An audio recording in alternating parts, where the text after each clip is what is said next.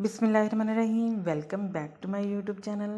तो कैसे हैं मेरे प्यारे प्यारे व्यूवर्स को प्यार भरा सलाम और रमज़ान की ढेर मुबारक। कैसे चल रहे हैं मेरे व्यूवर्स के रमज़ान कैसा चल रहा है, रोज़े कैसे चल रहे हैं?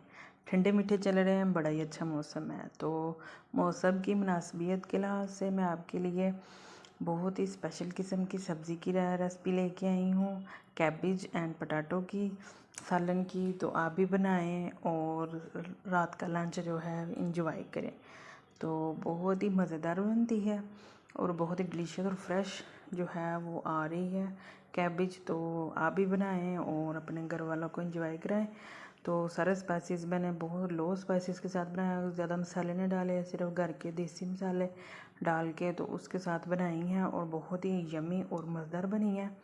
तो आपने मेरे वीडियो को जल्दी से करना लाइक एंड शेयर और कमेंट बॉक्स में भी फीडबैक दिया करें। एक लाइक से क्या जाता है आपका। तो चले अब हम स्टार्ट करते हैं अपनी